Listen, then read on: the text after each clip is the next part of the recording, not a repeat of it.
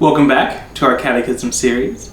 In the last episode, we talked about the shape of the hand when crossing yourself or when a lay person performs a blessing proper to the lay state. When a priest blesses himself, he's going to use the same hand shape as a lay person, but when a priest gives a blessing, he's going to hold his hand in a different way. And that's what we're going to talk about today. The way he holds his hand. Start with your right hand like this and put one finger up. Take your middle finger and place it up, but bent.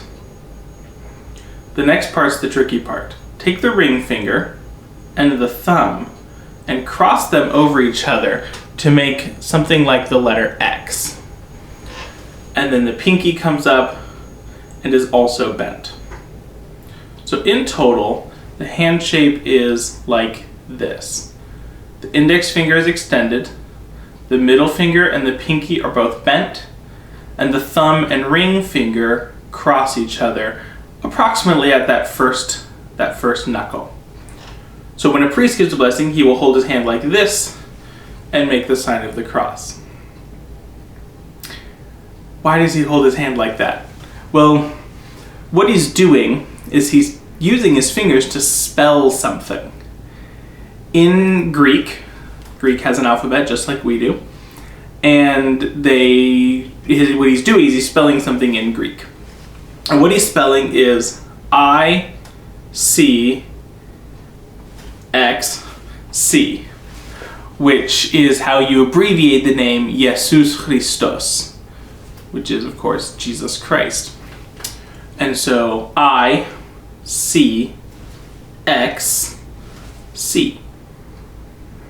So when a priest is blessing and holding his hand this way, he's spelling the name Jesus Christ, abbreviated in Greek. Why spell Jesus' name while giving a blessing? Well, the reason is because the priest is not the source of the blessing. He's not its, primary source. All good things come from God. The priest is a minister of divine grace. He's not the origin of divine grace, but just a minister of it. And so when he blesses, when he asks God to give his divine grace to a person or to an object or to a space or to whatever he's blessing, he does so in the name of Jesus. You can see this in the very beginning of Acts of the Apostles when Peter and John are walking up to the temple, and there's a man whose legs are paralyzed near the gate, and he says, give me some money, give me some money. He's begging. And Peter responds, "Gold and silver I do not have. What I do have I give to you. In the name of Jesus Christ, rise, pick up your mat and walk." And so we see it's not Peter who's the source of this grace to heal the man. He says very clearly himself, in the name of Jesus, rise, pick up your mat and walk. All things by a Christian ought to be done in the name of Jesus. Not only to purify our own intentions and to help us discern and to keep watch over what our actions and what we're doing. If we're doing everything in the name of Jesus, it should be a good reminder for us that we should be doing things that Jesus would approve of us doing and wants us to be doing. You wouldn't sin in the name of Jesus, not intentionally, or, not without serious flaws in your idea of who Jesus is and how that works. But we have to do everything in the name of Jesus, partially as a reminder of watchfulness on our side, but also because we're calling upon his power. It draws us closer to him to remember rightfully that he is the source of all good things. And so we get that from the priest's blessing. I'd like to close up just a little bit. It's proper when you meet a priest to ask for a blessing from them. So when we meet someone, we treat them as they are. Right? We don't I don't treat an adult like a child, and I don't treat a child like an adult. I don't treat a stranger like a friend or a friend like a stranger. I treat everyone how they are.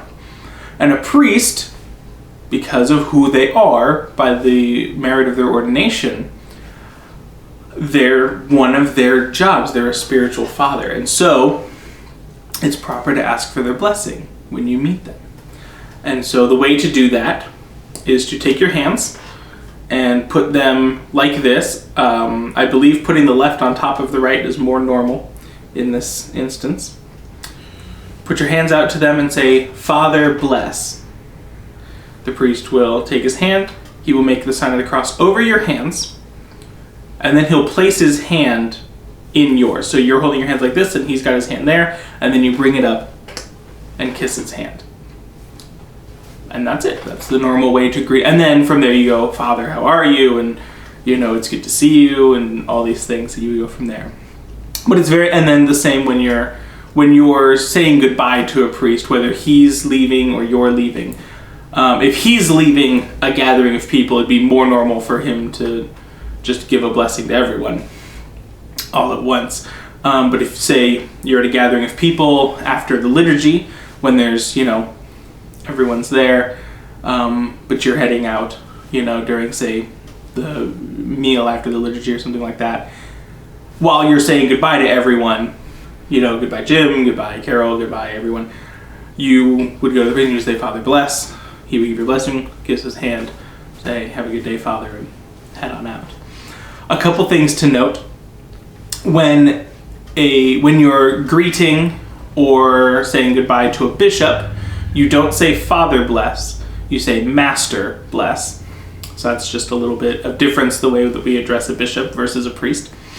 And in some traditions, I don't know if I would call this universal, but in some traditions this is the same way, of course, that you would greet the hegumen of a monastery. Whether it's male or female, you would go up to the hegumen and say, "Father bless," if he's a man in charge of a male monastery, or "Mother bless," if she's a woman in charge of a female monastery. And you would just say, "Mother bless." She would make the sign of the cross and kiss the hand.